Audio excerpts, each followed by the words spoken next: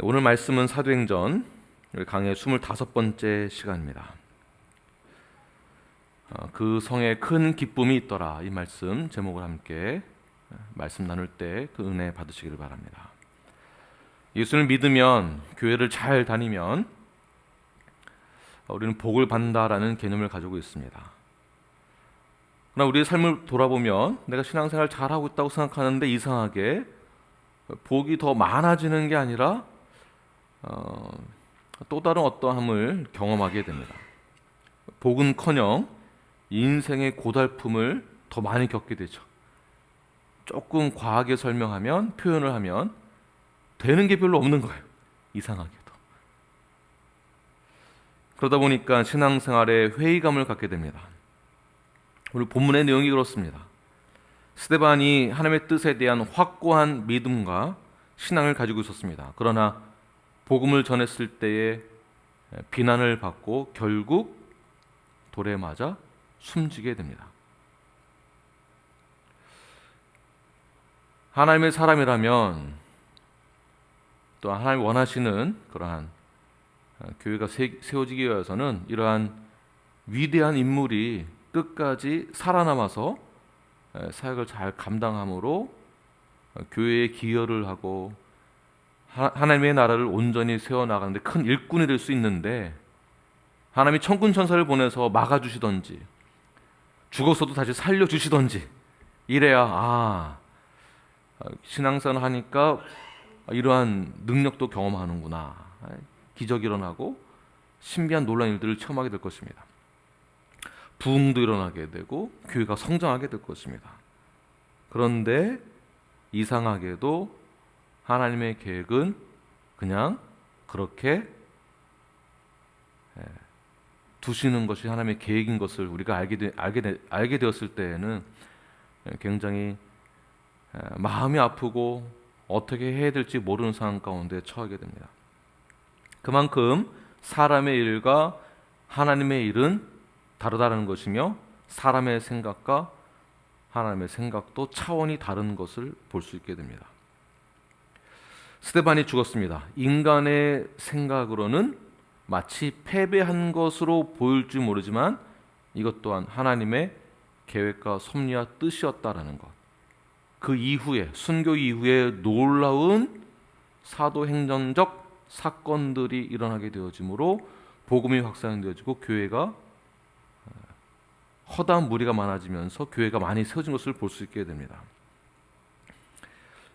오늘 본문 이후로 이제 교회 시대가 열리게 되는 것이에요. 그러니까 죽음 이후서부터 교회 시대가 열린다. 오히려 그의 죽음으로 말미암아 복음이 확장되어지는 계기가 되었는데요. 이러한 놀랍고 위대한 하나님의 계획이 오늘 본문에서 어떻게 이루어지고 있는지를 함께 나누어 보도록 하겠습니다. 우리 1절 말씀 함께 읽겠습니다. 시작. 사울이 그가 죽임당함을 마땅히 여기더라. 그날에 예루살렘에 있는 교회에 큰 박해가 있어 사도 외에는 다 유대와 사마리아와 모든 땅으로 흩어지니라.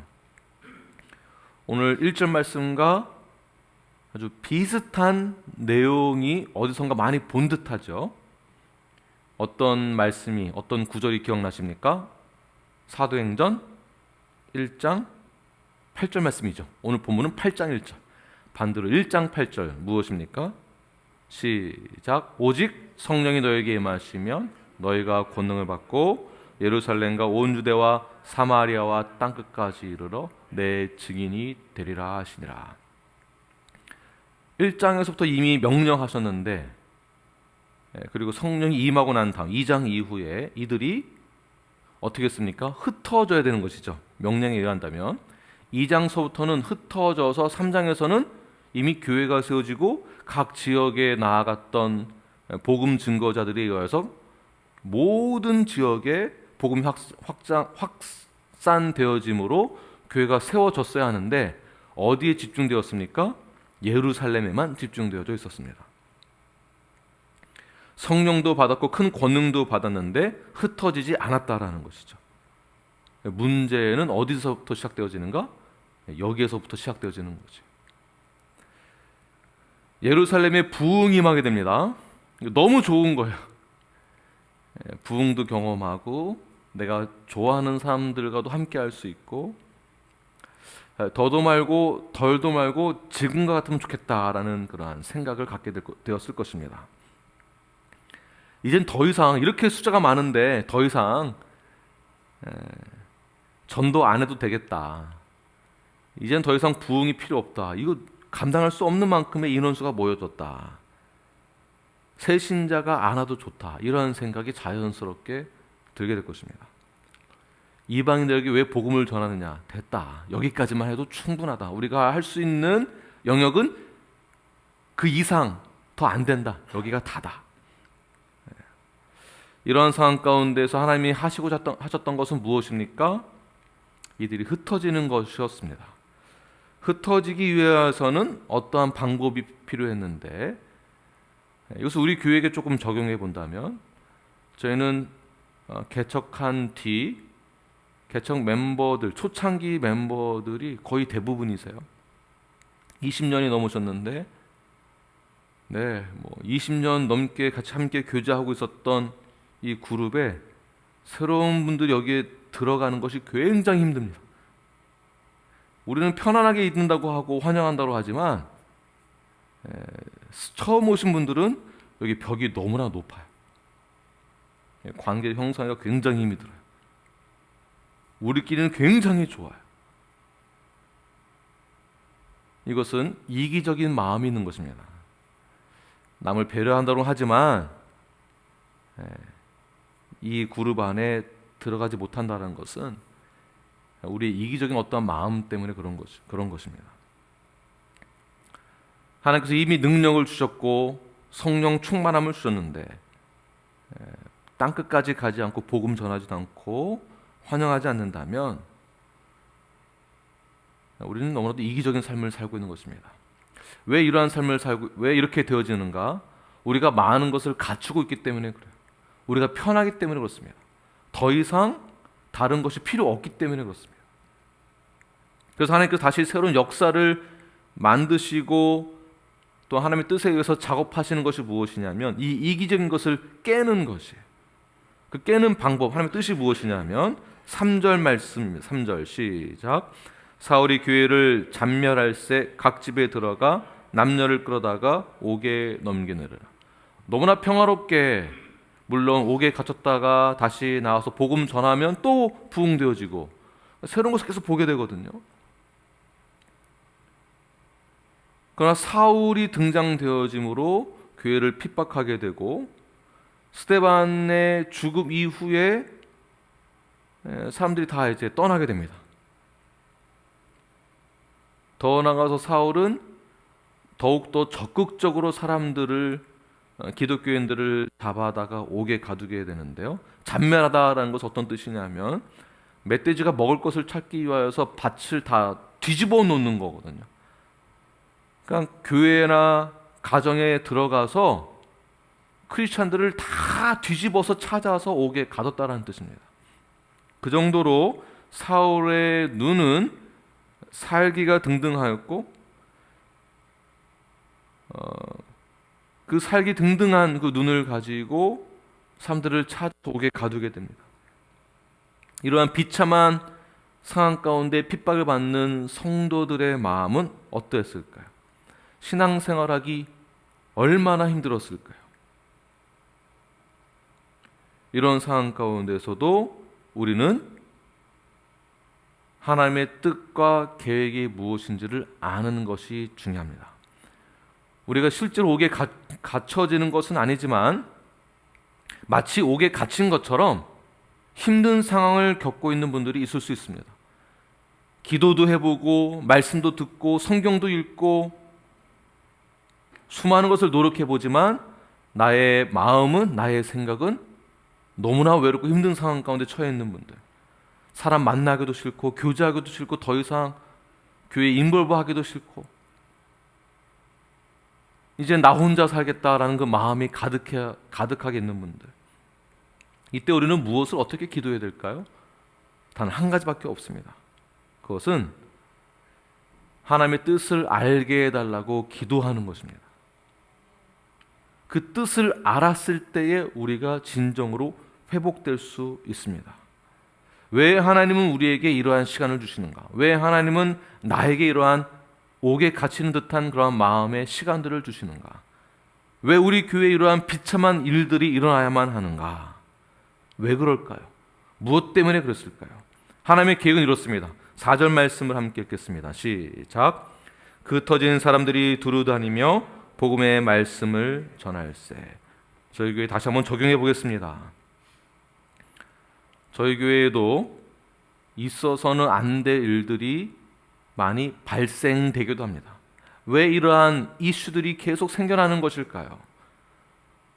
교회 안에서의 관계 가운데 또는 가정에서도 여러 가지 어려움을 겪고 있을 때 이러한 문제들이 왜 생겨나만 하는 것일까요? 왜 하나님이 이러한 어려움과 고통을 우리에게 허락하셨던 것일까요? 제가 보기에는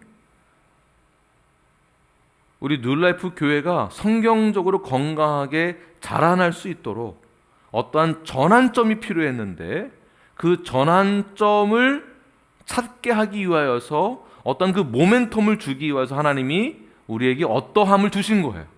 어떤 그 상황을. 성경적으로 건강한 성도가 될 수 있도록, 성경적으로 건강한 교회가 될 수 있도록, 성경적인 건강한 선교를 할 수 있도록, 성경적인 건강한 말씀 선포를 할 수 있도록 건강하게 자라나게 하기 위하여서 우리에게 그 어떠함을 허락하셨다라는 것입니다. 우리에게 새로운 전환점이 필요한 그 시점, 그 시점에서 우리가 성도로서 이 세상에서 어떻게 살아가야 하는지에 대한 교정이 필요한 완벽한 그 시점에 성경적인 건강한 교회가 되어야만 하는 그 완벽한 그 시점에 하나님께서 우리에게 그 어떠함을 허락하셨다라고 보는 것입니다. 그것이 무엇일까요? 복음 전하는 것, 전도하는 것, 교회가 무엇인지, 성도가 무엇인지, 복음이란 무엇인지. 그 전에는 어느 한 분의 우리 성도님의 간증이에요. 전에는 교회 올 때 친구들 만나고 놀러 가고 그러한 재미로 먹고 마시고 이러한 재미로 왔었다라는 거예요. 예수님이 우리를 위해서 왜 죽으셨는지, 교회가 왜 존재해야만 하는지, 우리가 왜 거듭나야 하며 거듭난 다음에 우리는 어떻게 살아가야 하는지 모른 채 즐기러 왔었다라는 것이겠죠. 그러한 상황 가운데서 만약 우리 교회에게 그 어떠한 즐거움의 시간이 없었다고 한다면 우리는 지금과 같은 전환점을 찾지 못했을 것입니다. 하나님께서 그러한 시간을 허락하지 않았다면 우리는 지금과 같은 건강한 교회에 대한 목표 의식 없이 그냥 즐기는 신앙생활을 했을 것입니다. 그냥 종교생활. 더 나아가 우리가 이러한 전환점과 모멘텀이 있었기 때문에 건강한 교회가 가져야 할 사명을 우리는 이제서야 발견하게 된 것이죠. 20년 지나서야. 영혼 구원을 위하여서, 선교를 위하여서, 전도를 위하여서, 컨택 포인트를 위하여서, 핍박 이후에, 어떤 어려움 이후에 우리는 진정한 교회의 사명을 발견하게 된 것입니다. 핍박 이후에 그리고 건강한 교회의 성도로서의 삶을 정확하게 경험하고 깨달은 자들이 할 수 있는 것은 무엇입니까? 거듭난 자들이 해야 될 것은 무엇입니까? 그것은 나 살기 위해서 바쁘게 살아가는 것이 아니라 사명을 발견한 자들의 목적은 바로 복음을 전하는 것입니다. 한번 생각해 보십시오. 진정으로 건강한 성도가 무엇인지를 깨닫고 거듭난 자가 복음을 전한다면 이것만큼 파워풀한 그러한 복음 전파는 없을 것입니다. 왜 그렇습니까? 내가 경험해 봤기 때문에. 확신이 있는 거예요.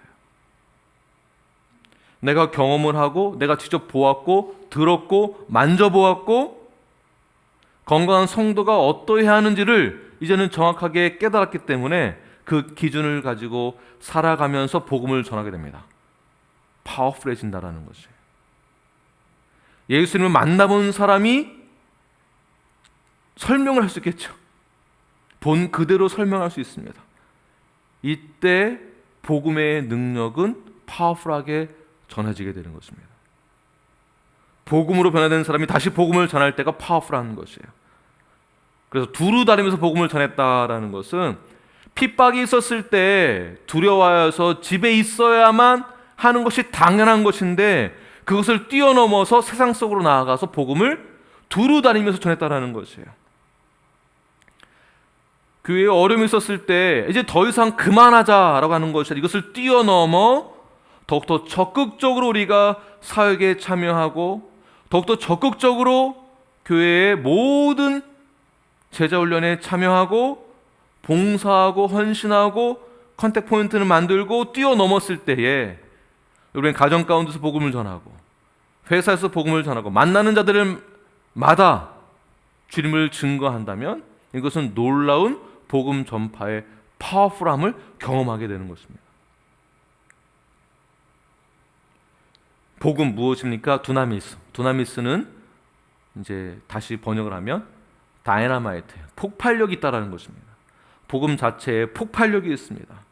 사랑하는 건강한 성도 여러분, 여러분들의 삶은 이미 다이너마이트와 같은 그러한 폭발력이 있는 영성을 가지신 분들입니다. 교회에서 세상으로 이미 파송되어진 것입니다. 여러분의 삶 자체가 복음으로 무장되어져서 능력이 있는 삶, 파워풀한 그 삶을 살아내시길 바라며 세상이 무서워서 세상의 말이 무서워서 관계가 어려워서 복음을 전하지 않는 것이 아니라 여러분의 모든 삶의 그 영역 가운데 내가 받은 그 파워풀함을 그대로 증거하며 나아가시는 저와 여러분이 되길 간절히 축원합니다. 자, 그렇다면 우리는 구체적으로 어떠한 폭발력이 있는 삶을 살아가야 하는가? 5절 6절 말씀 함께 읽겠습니다. 시작.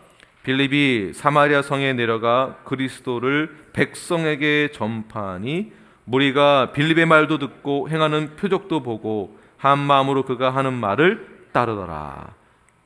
첫 번째, 우리는 언어의 변화가 있어야 합니다. 언어의 변화. 여기서 빌립은 7 집사 중에 한 명이죠.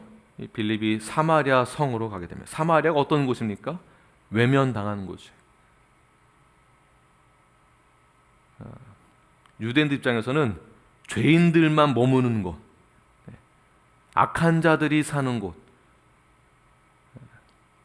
그런 곳이에요. 그런 곳에 가서 빌립이 말을 하게 됩니다. 어떤 말을 했을까요? 당연히 복음을 전했겠죠. 예수님에 대해서, 죄에 대해서, 하나님과 나와의 관계에 대해서, 그 죄로 인한 관계의 멀어짐이 예수의 보혈의 능력으로 말미암아 우리가 다시 회복되어지고 하나님의 자녀가 되었다는 그 권세에 대해서 복음을 전했을 것입니다. 자, 복음을 전한 다음에 이걸 끝이었을까요? 그렇지 않습니다. 어떻게 전하느냐도 중요하지만 그 이후에 나의 말이 굉장히 중요하다고 저는 생각을 합니다. 우리가 목사라고 하고 성도라고 하고 집사라고 하고 뉴라이프라고 하고 건강한 성도라고 하는데 말은 바뀌지 않는다면, 우리가 복음도 전하고 말씀도 나누고 디보션도 하고 제자 훈련도 받는데, 그런데 말은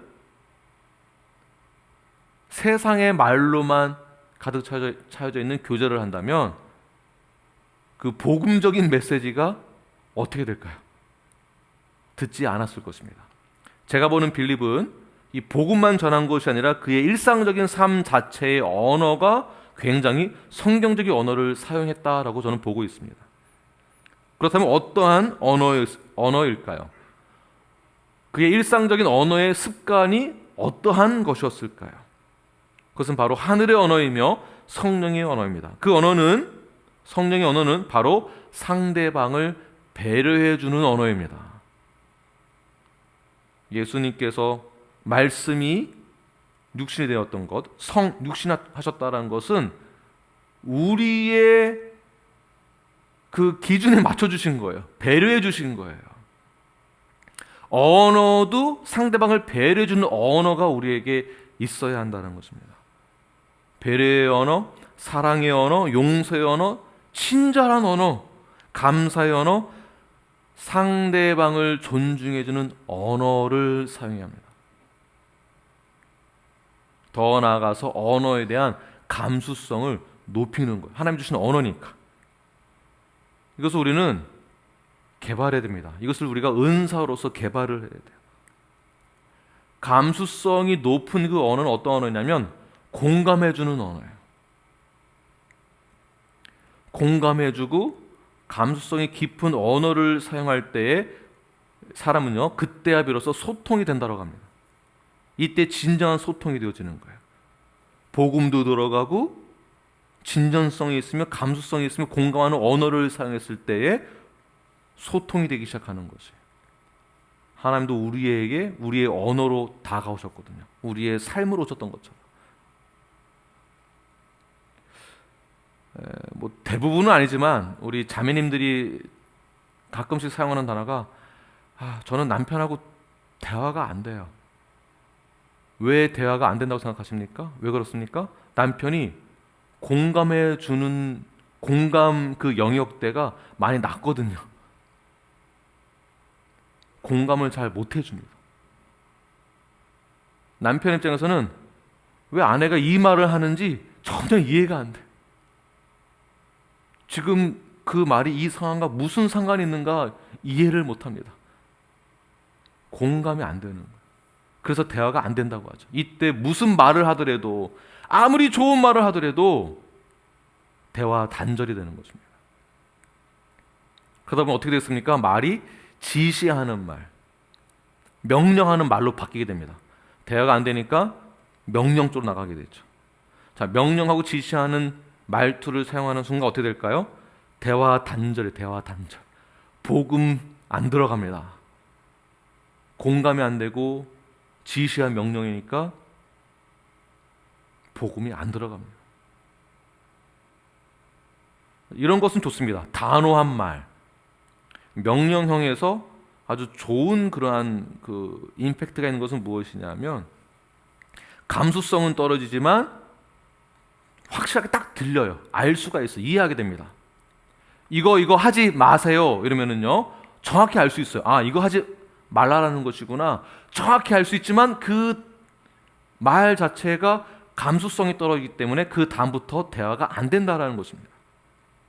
예를 들어서 예배실에 음식물 반입 금지 이러면은 무슨 말인지 다 이해합니다. 그런데 무엇이 떨어질까요? 공감과 상대방을 존중하는 배려하는 그 마음이 떨어지는 거죠. 별 차이 아닌 것 같지만 말을 바꾸어서 설명한다면 상대방을 존중하는 뜻에서 음식물 반입을 금지해 주시기를 바랍니다. 부탁드립니다. 라는 말로만 바꿔도 조금은 감수성이 추가되어지므로 상대방을 존중하고 배려하는 그 마음이 전해지게 되는 것이겠죠. 교회에서 식당 봉사를 하든지 사역을 함께 할 때 이거 하지 마세요 라고 말을 한다면 네, 안 하겠습니다. 확실히 이해는 되지만 그 다음부터 A형들은 어떻게 느낄까요? A형들은 다음부터 내가 하나 봐라. 당신하고 내 밥 안 먹는다. 이건 A형도 문제지만 제가 A형이라서 하는 말이에요. 말하는 것도 상대방을 존중해주고 배려주는 그 말을 하는 것이 더 중요하다는 것입니다. 부부가 대화를 하다가 언제 대화가 안 된다고 합니까? 알았어, 됐어, 그만 좀 해. 알았어 하면 이제 끝나는 거예요. 대화 단절이에요. 어떻게 말을 해야 될까요? 나의 말 때문에 내가 어떠한 언어 방식을 사용하고 있는지 한번 생각해 보십시오. 나의 말 때문에 복음이라는 그 파워풀한 그 복음을 전했을 때에 나의 그 언어가 어떠한지에 의해서 그 복음, 그 파워풀함이 나의 언어 때문에 절감되고 있지는 않은지 한번 생각해 보아야 됩니다. 나로 인해서 복음이 전해지고 있지는 않는지 한번 생각해 보아야 합니다. 나의 말이 상대방을 배려하는 말인가, 아니면 나의 말이 상대방에게 쏟아붓는 배설의 말인가 한번 생각해 보십시오. 아무리 좋은 말이라 할지라도 배설의 말이다라고 한다면 그 말은 듣고 싶지 않게 됩니다. 거부하게 되죠.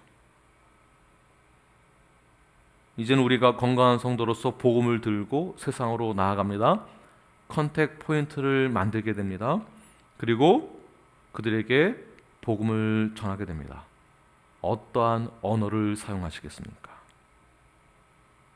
어떠한 언어로 그들의 마음을 변화시킬 수 있겠습니까? 다시 말씀드린다면 우리는 성령의 언어를 이미 받았습니다. 그리고 성육신한 인카네이션의 놀라운 기적과 예적을 직접 경험하고 보게 되었습니다. 그렇다면 우리의 언어는 격조 있는 언어, 언어의 격이 있는, 소통의 격이 있는, 성경적이고 하늘의 격이 있는 그 언어를 사용하심으로 우리가 복음을 전했을 때에 반드시 복음의 놀라운 폭발력은 엄청나게 큰 효과를 이루게 될 것입니다. 만약 우리의 이 언어적인 부분이 부족한 것을 오늘 시간 깨달았다고 한다면 이것은 성령님이 주시는 마음입니다. 이제부터 성령님 의지하면서 기도하면서 도움을 구하시길 바랍니다. 두드리십시오. 찾으십시오. 구하십시오. 그리하면 반드시 하나님께서 주실 것입니다. 여러분의 언어와 행동이 하늘의 놀라운 그 파워풀한 그 능력으로 여러분의 모든 삶 가운데 큰 기적과 이적을 경험하게 될 것입니다. 성령의 언어가 파워라는 것을 꼭 기억하십시오. 대화를 나눌 때마다 영적인 언어로 권위로 사람들에게 변화가 있는 그런 언어의 삶을 통하여서 복음을 증거하시는 저 여러분이 되길 바랍니다. 두 번째는 구체적으로 어떠한 폭발력 있는 삶을 빌립이 살았는가. 두 번째는 행동의 변화입니다. 행동의 변화, 삶의 변화. 다시 한번 6절과 7절 말씀 함께 읽겠습니다. 시작. 무리가 빌립의 말도 듣고 행하는 표적도 보고 한 마음으로 그가 하는 말을 따르더라. 많은 사람에게 붙었던 더러운 귀신들이 크게 소리를 지르며 나가고 또 많은 중풍병자와 못 걷는 사람이 나으니. 보십시오. 빌립이 말도 하였고 행하는 표적도 있었고, 그리고 그 표적의 결과 무엇입니까? 많은 사람들에게 붙어 있었던 귀신들이 그냥 귀신이 아니죠. 더러운 귀신들이 어떻게 나갔습니까? 소리를 지르면서 나갔습니다. 우리의 옛사람의 모습을 말하고 있는 것이에요. 복음을 받은 사람들, 말씀을 들은 사람들의 삶의 모습은 전과 후가 달라야 한다는 것입니다. 더러운 귀신이 떠나간 삶이 있어야 한다는 것이에요. 더러운 귀신이 소리를 지르면서 나아갔을 때 이 더러운 귀신 들린 자들은 꼭 정신적인 문제만 있어서 그런 것이 아니겠죠. 잘 정의해 본다면 이러한 귀신은 더러운 것이고 추악한 것입니다. 냄새가 나는 것입니다. 이 더러운 귀신의 영역 아래에 있는 사람들은 사탄의 지배를 받고 있죠. 사탄이 그를 완전히 장악하고 있는 상태, 그러니까 더러운 냄새가 나고 있는 상태예요. 자, 이러한 사람들의 상태가 어떠할까요? 기쁨이 없습니다. 감사가 없습니다. 삶의 의욕도 없습니다. 목적도 없습니다. 아무리 세상이 발전하고 아무리 세상이 하이 테크놀로지로 완전히 성장하고 있다 할지라도 사탄의 지배 아래 있는 사람들은 기쁨이 없어요. 감사가 없어요. 의욕도 없습니다. 지배받고 억눌리게 됩니다. 자, 지배받을 때는 어느 한 부분만 지배받는 것이 아니라 모든 것을 다 지배받는 거예요. 감정적인 것도 지배를 받습니다. 그러니까 무기력하고 삶의 회의감도 있고, 그러다 보면 의욕 저하증이 생기죠. 아무것도 하기 싫어져요. 사람 만나는 것도 귀찮고, 또 금방 탈진하게 됩니다. 아무리 쉬고 아무리 잘 먹고 아무리 잠도 많이 자도 피곤하고 힘들고 지쳐요. 기진맥진해요. 나중에는 우울증 걸리고 대인기피증 걸리고, 또한 사탄에게, 이 더러운 귀신에게 장악되어진 상태에 있다고 한다면 어떠한 분들이 이러한 성향을 갖게 되는가? 화가 많습니다.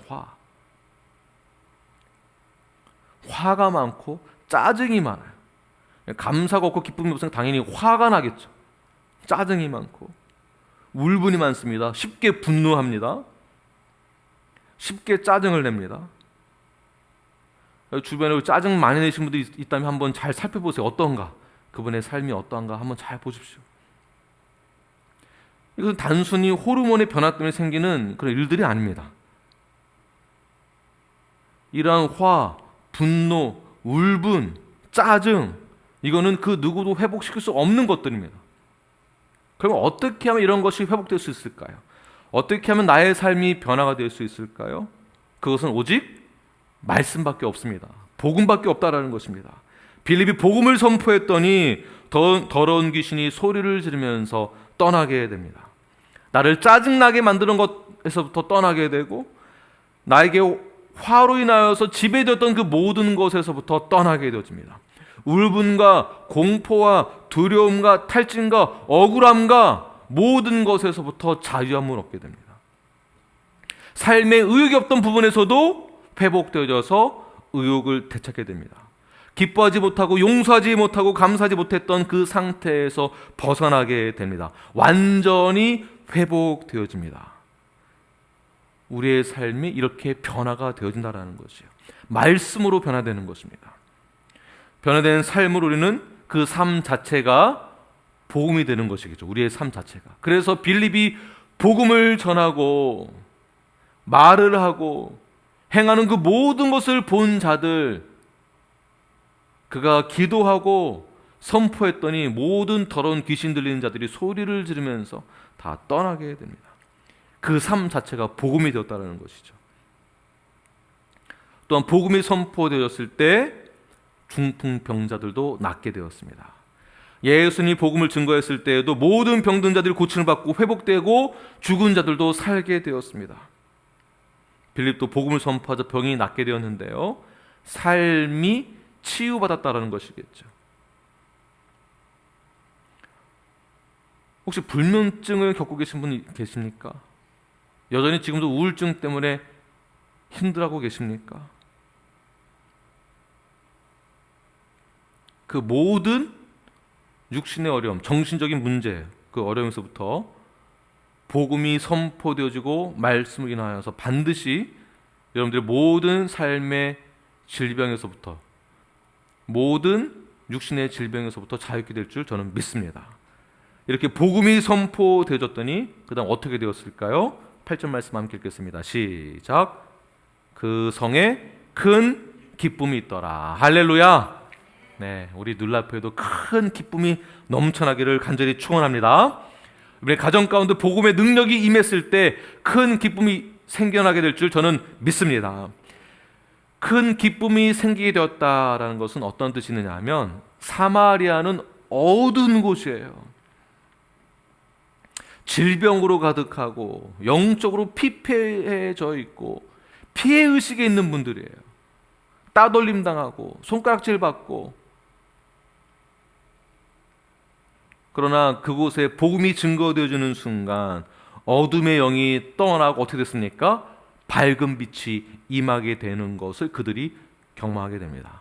다시 말해서 색깔이 바뀌었다라는 거예요. 색깔이. 우리가 이런 표현을 쓰죠. 저 사람 너무 표정이 어두워. 그 어두운 그 컬러를 어떻게 구분할 수 있을까요? 기쁨이 있는지 없는지 그걸 보고 아는 것이거든요. 저희 교회에 너무 어두워가 아니라 와, 뉴라이프 참 밝다. 컬러가 바뀌는 거예요. 컬러. 주방에 들어가면 밝은 컬러가 있어야 돼요. 꽃과 같은 다양한 색깔을 갖고 있는 꽃들이 만발하게 펴져 있는 그러한 컬러가 우리 주방에 있기를 바랍니다. 그러한 컬러가 우리 펠로시폴에 있기를 바랍니다. 그러한 변화된 컬러가 여러분의 가정 가운데 있기를 원합니다. 웃는 것만으로도 지금 경기가 얼마나 안 좋습니까? 계란값, 우유값이 3배나 올랐습니다. 두렵습니다. 그러나 우리는 어떻게 될까요? 컬러가 바뀐 모습이 있어야 되는 거예요. 기쁨과 감사가 있는 거예요. 그럼에도 불구하고 감사. 계란 2개 먹었던 거 하나 먹으면 되는 거거든요. 아예 못 먹는 것도 아니고 저희들이. 그렇지 않습니까? 감사요, 감사. 기쁨과 감사. 우리 교회에 이러한 큰 기쁨이 넘쳐나는 일들이 많아지기를 바랍니다. 이 인생에 무너진 사람들, 희망이 없는 사람들, 웃을 일이 없는 사람들, 그러한 사람들에게 복음이 들어가자 폭발력이 생기고 그들의 컬러가 바뀌는 거예요. 다시 웃을 일이 생기고 기뻐할 일들이 생겨나고 회복을 경험하게 되는 것입니다. 죽음에서 생명으로, 어둠에서 빛으로, 우울함에서 기쁨과 감사로 여러분이 가는 곳마다 그러한 피스메이커의 역할을 잘 감당해내시는 저와 여러분이 되길 간절히 축원합니다. 기도하겠습니다.